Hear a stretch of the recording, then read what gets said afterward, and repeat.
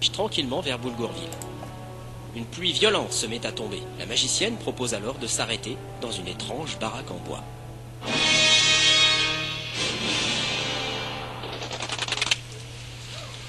Qu'est-ce que vous en pensez? C'est beau. C'est moche. C'est coloré. Moi, je m'en fous, j'aimerais juste me mettre à l'abri. Mais on frappe ou bien on pousse la porte? Oui, je suppose que ça n'a pas trop d'importance. Bon, alors j'ouvre. Allons-y. Ah, il fait meilleur ici. Brrr. C'est assez sombre. Ah merde, y a quelqu'un. Zut. Que signifie cette intrusion? Bonjour, bonjour. Oui, Tout ça. bonjour. Salutations. Des aventuriers. C'est exact. Sauf que moi, je suis un nain. Il y a plusieurs cycles lunaires que je n'ai pas eu la visite d'aventuriers.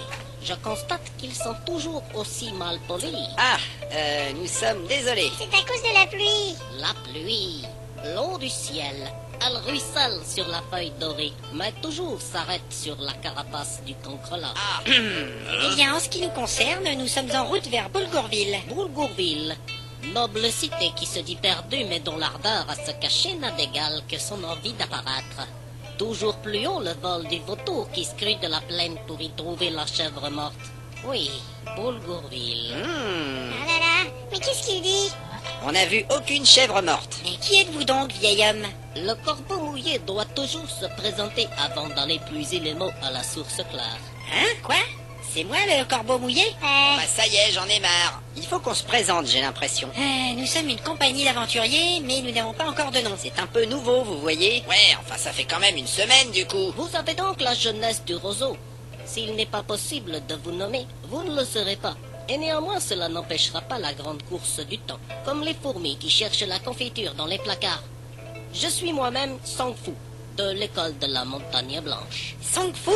Mais les gens d'ici m'appellent le vieux sage. Ah voilà, ça explique. Ouais. On m'a dit que c'était normal si on ne comprenait pas les sages. L'horizon qui prend sa couleur au matin dans la brume ne la garde pas jusqu'au soir. Voilà, encore une phrase qui ne sert à rien. Bon alors, qu'est-ce qu'on fait? Monsieur Sang-Fou, nous aimerions passer un moment à l'abri dans votre maison. Oui, voilà, c'est parce qu'il pleut dehors. Ça fait rouiller les haches. Prenez place sur le sol, car le vieux Sang-Fou a bien des choses à raconter aux aventuriers. En fait, c'est surtout ça qui m'ennuie, moi.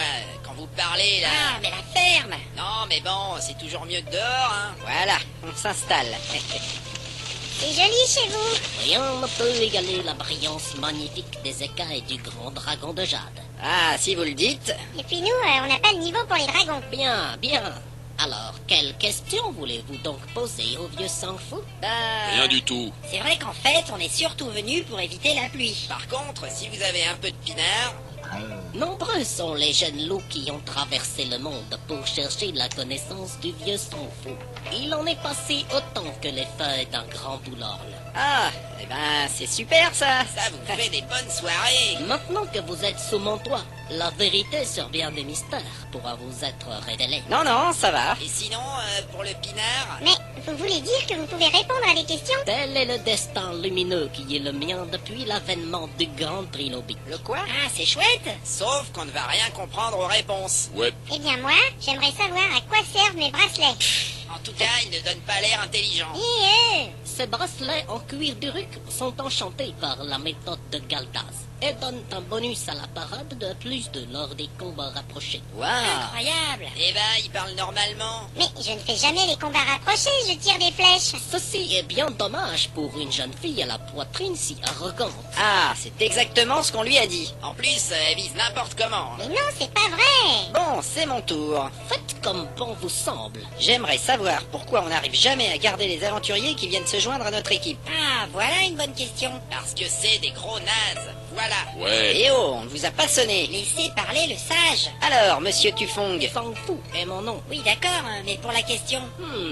Disons que, en cherchant dans une voie, on ne trouve rien dans une autre. Mais souvent, cela ne sert à rien d'autre qu'à s'oublier soi-même. Comment? Voilà. Mais je suis désolé, maître Futong, nous n'avons pas compris la réponse. Sang-Fou. Que veut dire cette énigme? Quand vous aurez compris le sens de mes mots, vous aurez également compris pourquoi vous êtes peut-être assez nombreux dans cette compagnie. Ah bah moi j'ai pas besoin de ça, hein. Je trouve qu'on est déjà trop nombreux. Mais tais-toi. Ouais, tu pourrais la fermer un peu? On pourrait ajouter des barbares dans l'équipe. Et moi, je peux poser une question? Cela m'emplit d'une joie sans limite. Alors voilà, quel est l'aboutissement final de la prophétie de la porte de Zaralbach? Parce que nous on trimballe la dernière statuette depuis une semaine. Oh, voilà. Mais moi j'en ai d'autres aussi dans mon sac. Oh, ma joie s'évanouit à présent. Comment ça? Comme l'oiseau qui voit ses petits tombés du nid piétinés par les éléphants. Il m'est difficile de vous répondre sans avoir de pensée mélancolique.